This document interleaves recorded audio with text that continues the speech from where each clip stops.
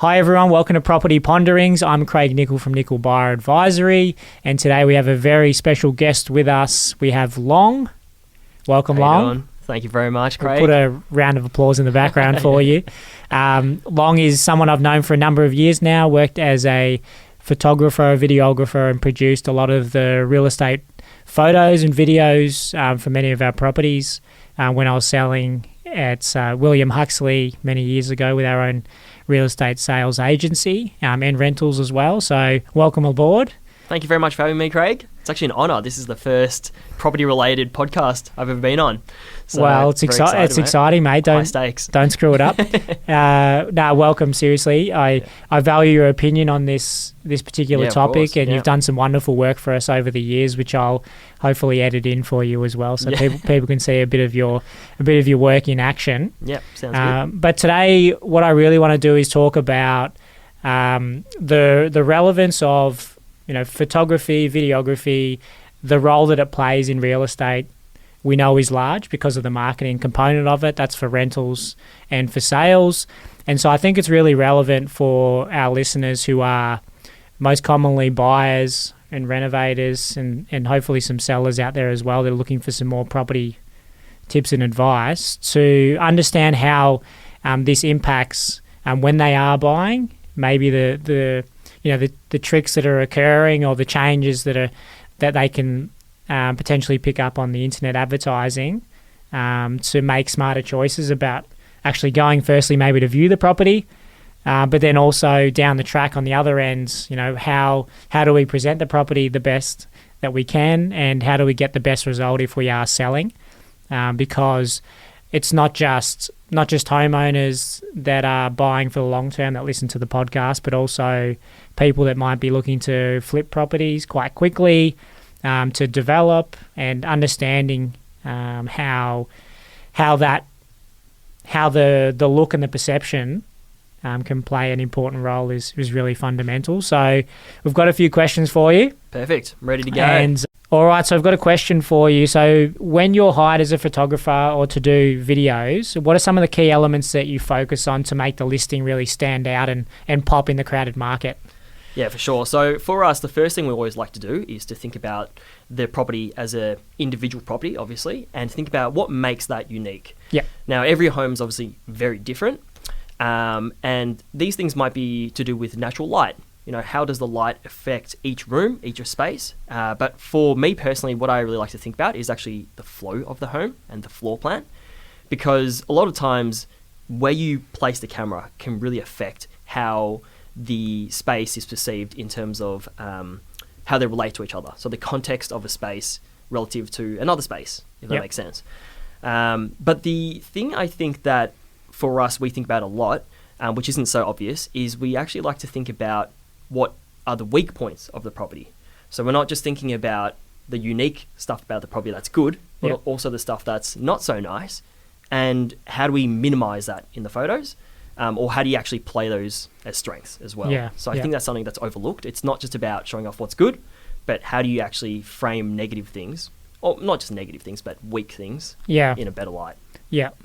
And that would get more difficult or easier depending on the type of property, right? 100%. Yeah. Because you'd love to be shooting great properties all the time, but absolutely. I would say, or I dare say, that most of the properties wouldn't have all of the X factor benefits that you'd really like with a lot of natural light or things like that, like you're mentioning. Yeah, and I guess the surprising part is it's not always the nice modern homes which have the nicest features.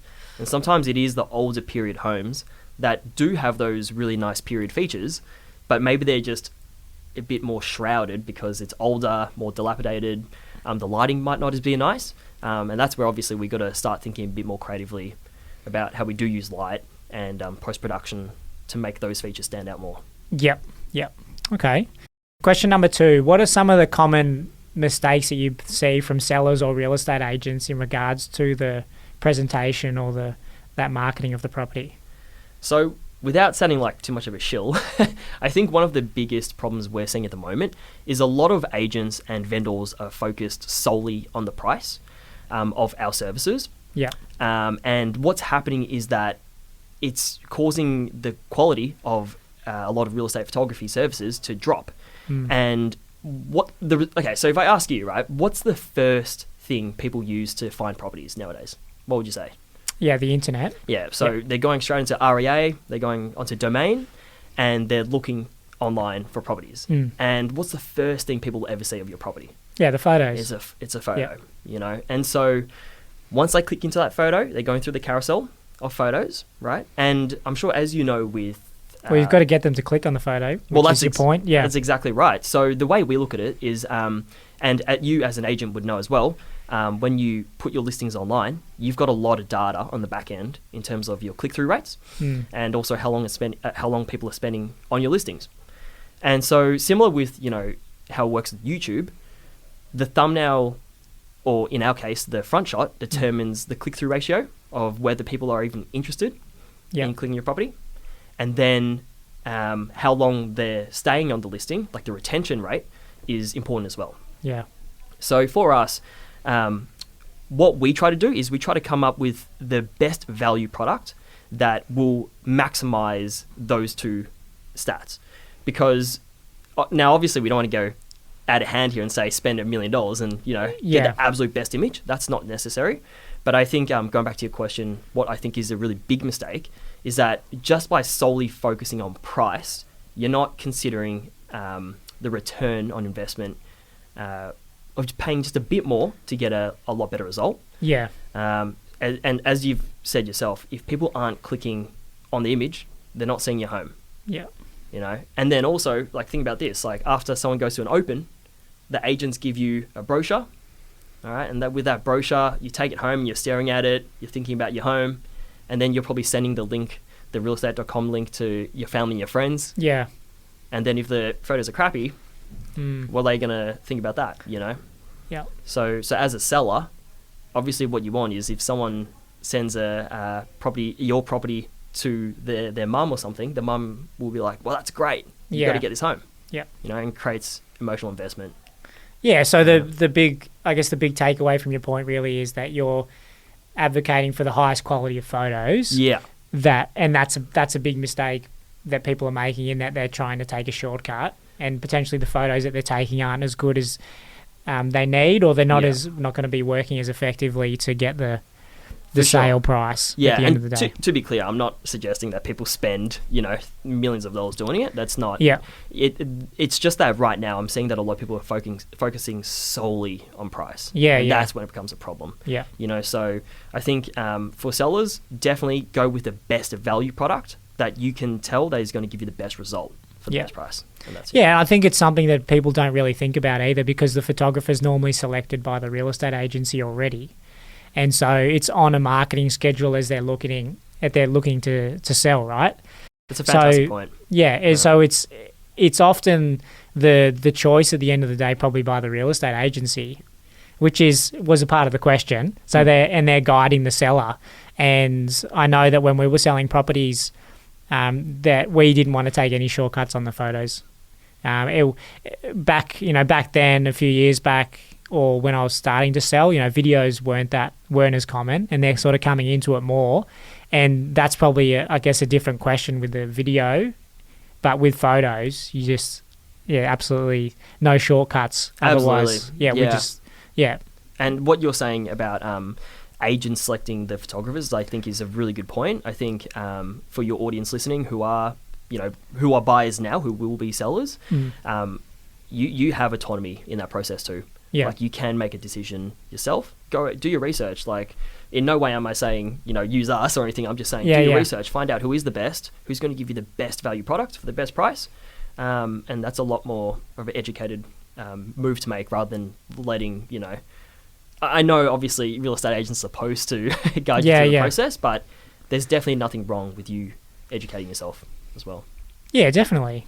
I think a lot of my podcasts advocate for a greater critical thought in what's actually going on. I think too many people make decisions, not just with marketing, but anything in real estate, by just going with the flow, or just doing what they see other people do, and they're not actually thinking, will this actually benefit me? Is there another way to do something? That's a good point. Now, lighting's obviously crucial for a property, but what advice would you have for sellers or renovators about optimizing natural and artificial light for showcasing their home? So I think for period homes, older homes which have shears, just take them off. That's the first thing, because we surprisingly shoot a lot of older homes which people have kept up their old dirty shears and whatnot. Yeah, the dust collectors. Yeah, that's right. Yeah. That's all they're good for. Yeah. So that's a very simple tip. The other pet peeve we have is having inconsistent light temperature through the house. Yeah. So Getting technical. Okay, let's go. yeah, that's it. So, with a lot of, especially even new builds, right? I think a lot of people don't actually think about the temperature of the downlights they're using, for example. Yeah. And we've shot... Meaning the colour. Yeah, sorry, yeah. Yeah. So when I say colour temperature, refers to the colour, Yeah. which usually ranges from like a very like sterile white Mm-hmm. to, on the other spectrum, would be like a very warm Yeah. orange colour. And a lot of homes we shoot, well, firstly, sometimes they're inconsistent. So you walk into one room and the down lights will be like a really white light, and then another room will be really warm. And what that for the photo side is it creates total inconsistency. It doesn't look right. And for people visiting your home, it feels very jarring. Yeah, it's very subconscious. But as you can understand, if you're walking through a house and some rooms are really bright and other rooms are a bit more moody, Yeah. it just doesn't feel congruent as a Yeah. property. Yep. So for renovators too, I think it's really important to think about the globes you're using. So have a look at the color temperature, not just for your downlights, but also your lamps. Okay. Yeah, make sure it's consistent throughout. Yeah. And if you're renovating as well, really think about how light temperature can affect the colors within your home. Yeah. So your paint will actually appear different under different lighting. So if you have like a grey wall, it could look either greenish or beige, depending on the light temperature you pick. Okay. Yeah. Oh, there you go. Yeah. And like that's a good point. It's not something that I've thought about too often, but it's those little things. I guess it's those little details that at the end of the day you go there and you have to take a photo of something that is there, and you can't just simply change things easily. Yeah, and I guess it's like, because I've walked into thousands of homes, it's like when you start walking to more and more homes, you start to realize when these things have an influence on the way you feel. Yeah. And I can definitely feel it when I walk into a nicely lit property and you suddenly feel at home, you feel cozy. That's obviously the feeling you want your prospective buyers to feel when they walk in. Yeah, well, I guess that sort of segues to some important points as well. Like, what else? You walk through a lot of homes, take a lot of photos and videos and all of that. What else do you see as some key some tips for people to make their home present better, as well as photograph better as well? Well, the first one, even though it seems really obvious, is to make sure you set up your house as nicely as possible. Yeah. Obviously, if you can get it professionally staged, that's a really good idea. And if you're renovating, what we're seeing a lot is that a lot of people, understandably, because they're trying to cut costs, they're going with very basic materials. And whilst for you, when you're renovating, it might not seem obvious because you're only focusing on your own home. Yeah. You have to realize that buyers are visiting tens of homes and they're looking at hundreds of properties. And so if everyone's, using the same materials as you are, with similar finishes, then your home's not benefiting from anything. Yeah, it's not standing out. It's not standing out. Yeah. So it might just be a matter of being a bit more conscious, a bit more deliberate about the materials you're using. You don't have to make, obviously, everything, luxury or whatnot, but just being aware of maybe finishing even different paint colours, for example. Yeah. Just enough to make your house actually unique. Yeah. All right, so next question I had was, for a home that might not be naturally photogenic, perhaps due to its age or layout, and I gave you plenty of those back in the day, how do you use your skills to highlight its best features and downplay the less attractive ones? So I think we briefly covered this at the start, but it really comes down to us having a good understanding of what the essence of the home is to begin with. That also comes down to having good understanding of where the home is as well. Because if you're living in, for example, the northern suburbs, even if a home is a bit older and a bit more run down, there are ways you can play those features to Make them look trendy. Yeah, exactly right. Whereas, if you've got a similar type of property, but in, let's say, the southeast, it doesn't work. It doesn't sell the same lifestyle. So I guess for us, it's having a good understanding to begin with of where the property is, what the context of that property is, and then how those features and materials and everything within it actually play to the larger picture. Yep. And then how we can capture those things. Yeah. Have you got an example what you can think about?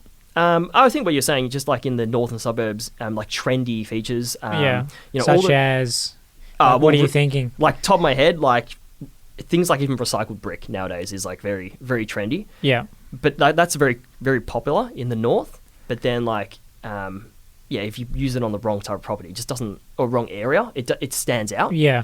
Because I guess like, especially if you're looking at like some of those newer development areas where all the homes have like modern home finishes, it just doesn't look right in that context. Otherwise, if you're just looking at things like ceiling roses or, like picture rails, things like that, or even actual wooden floorboards nowadays. Yeah. Because that's actually obviously becoming more and more rare. The original. Engineered. Yeah, exactly. So original floorboards, even though sometimes they might structurally be creaking and whatnot, they can add a very good vibe to the house. Yep. So thinking about how that plays in the big picture is, Yeah, cool. Yeah, I think the point that is important for listeners is that a lot of the conversation is circling around understanding the market, understanding, especially for, say, renovators or people selling into a market, when you're thinking about doing some upgrades or you're about to put your property on the market and you're doing some touch-ups, make sure that you're thinking about the actual target market in the area. You may be in a location where the things that you like may not be liked by everyone in the area, and that's why it can be helpful to walk through other properties in the area, see what trends are actually currently there and people are using to put into your home, because you've got to remember that you're not the one that's going to buy it. And I know over the journey I've seen plenty of times, especially like newer developments, where they build a certain finish in an area where maybe they don't normally develop and it's just out of whack. Like they either go too soft and they don't spend enough, or maybe they've spent way too much and they're not going to get any return for it. So getting that balance would make, taking photos, everything like that as well, easier, and sort of fits into that picture of the overall presentation. Yeah, absolutely. So the next question I had for you was, how important is staging a home before a photo shoot? And do you have any tips for staging a property if someone isn't going to get that professional level of furniture? For sure. So staging is, well, firstly, it makes my job easier when you walk into a nicely staged home. Yeah.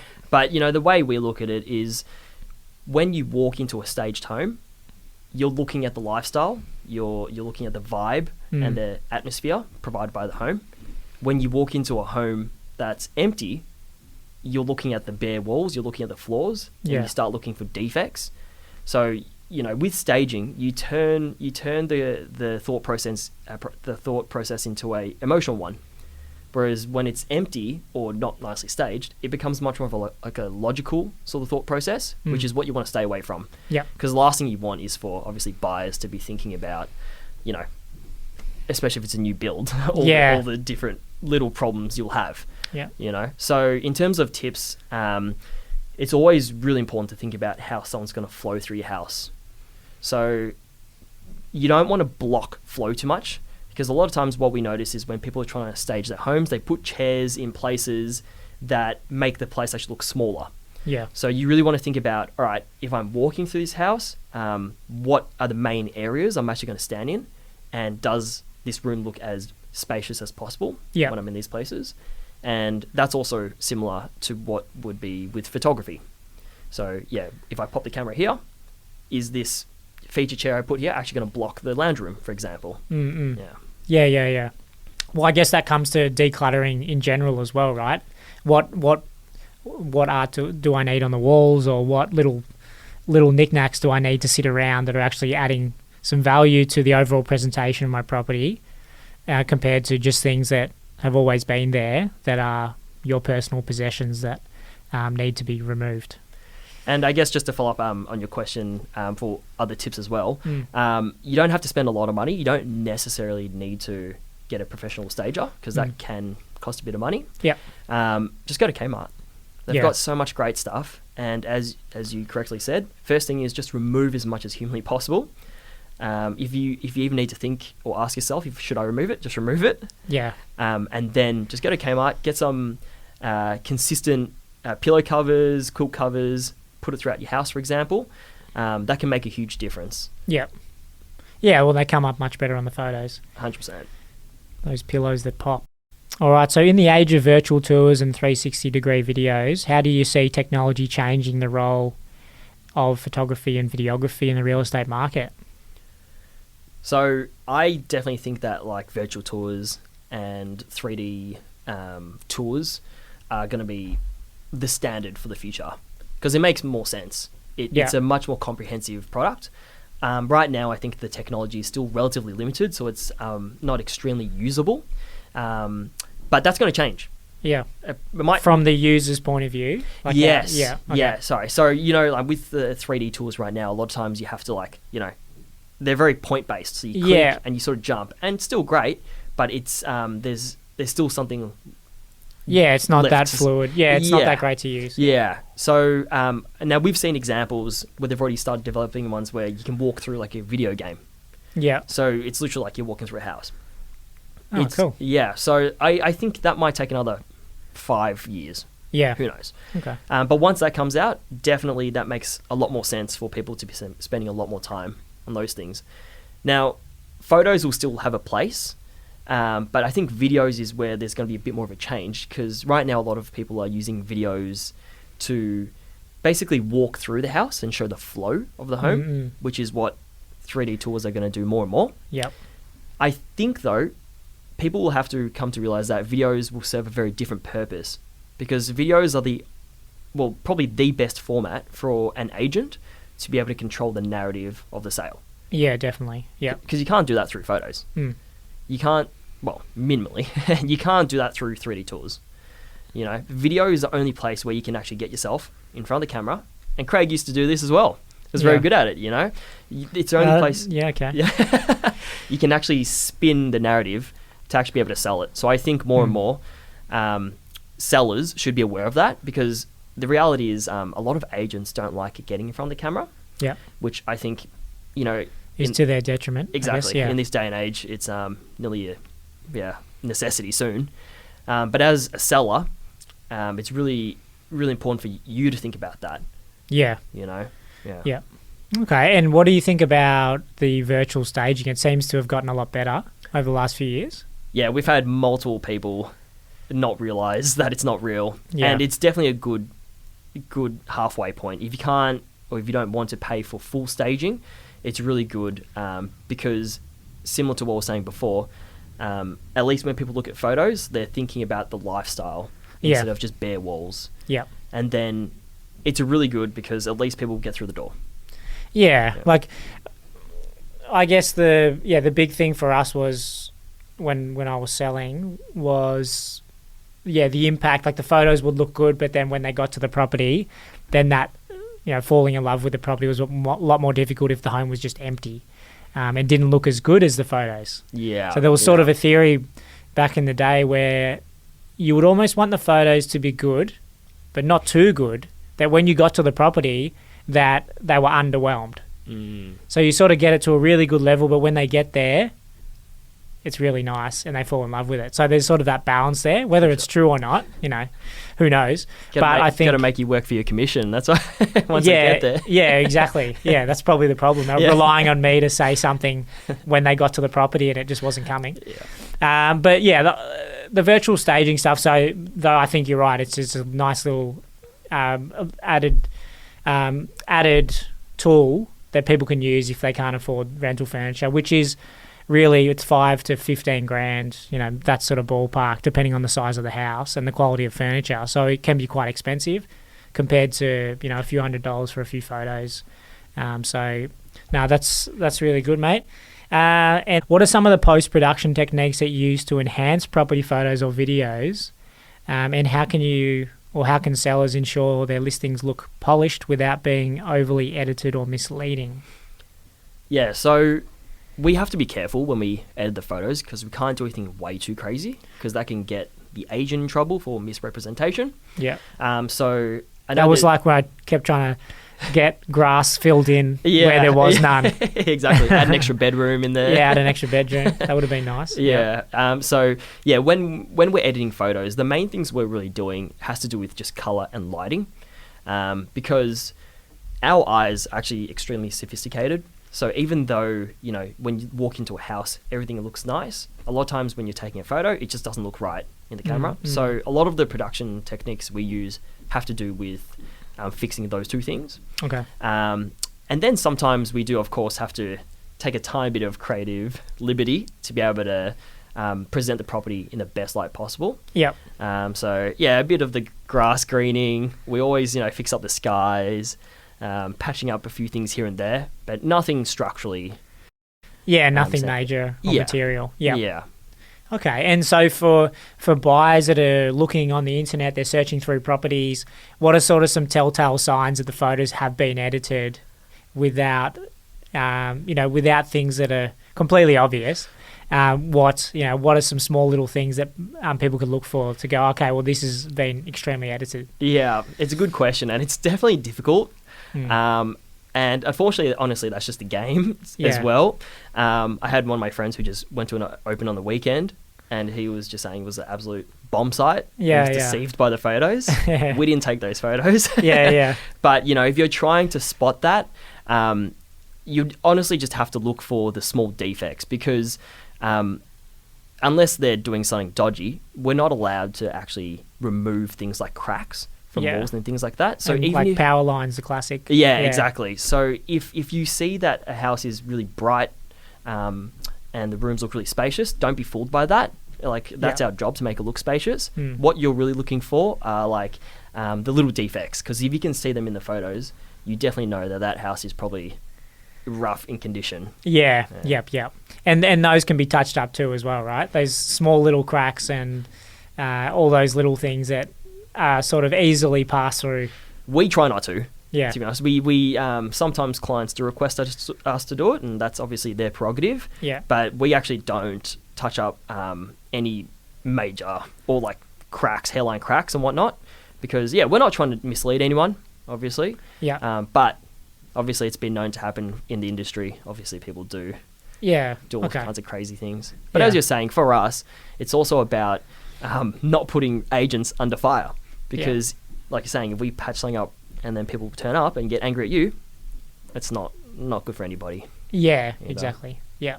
Have you done any touch-ups that were pretty out there, that were allowed or asked for, like that you can think of? Oh, that's a good question. No, you haven't had to remove some sort of, maybe have you removed like a major object that was movable, so it was allowed to be deleted? Oh, all the time.